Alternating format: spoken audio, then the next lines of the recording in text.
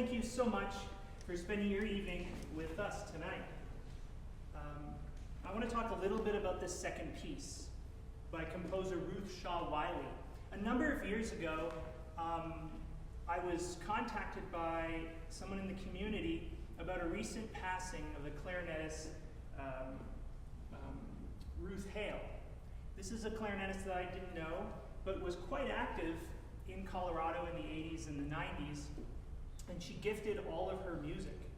And so I'm one of those people who would love, when they still existed, going to music stores that had a big collection of music and sit there for hours and look through music.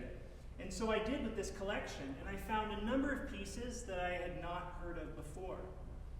And this is a piece called Song and Dance, and I had not heard of this composer, Ruth Wylie. So I was committed to programming, and I am committed to programming a lot of these pieces that were gifted. So this work in particular, contrary to what the program says, it was written in 1947, not 1987. If you read the program notes, you probably clued into that.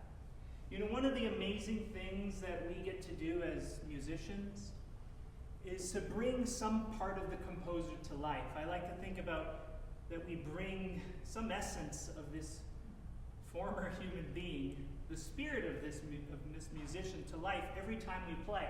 Now in this program, we're fortunate that Lowell Lieberman is very much alive and active, that third piece that I'll be performing, but of the three other pieces, I like to think that in this hall today, there's a piece of that composer, still alive, what they were thinking about when they were writing, all their troubles and their dreams and aspirations and their creativity and their spirit put into the music.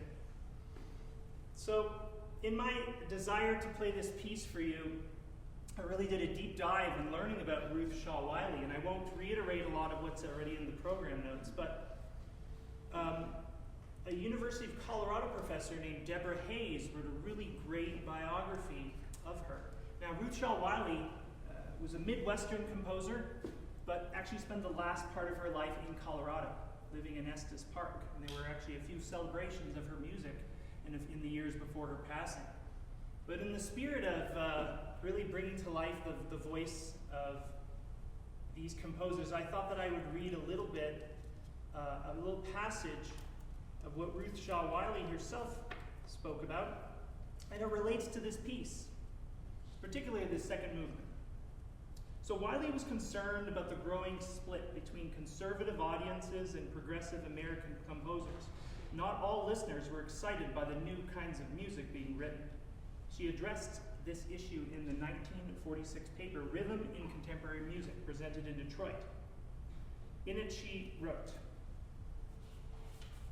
"The average concertgoer's unfavorable reaction to 20th century music, its dissonance, lack of tonality, new forms, new instruments, new rhythms, and identifies the main culprit as over-intellectualized rhythms.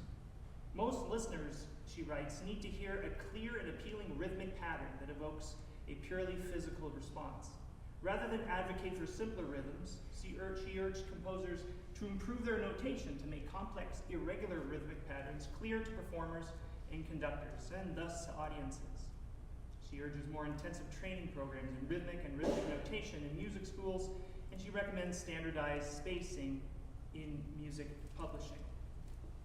So I hope you enjoy this piece, and I hope you get to learn a little bit more about Ruth Wylie. She composed this piece while in Tanglewood as a student under the tutelage of Aaron Copland and Arthur Honegger, and she really credits a lot of her musical influence to composers such as Hindemann, Penderecki, and I think you'll hear some of that today.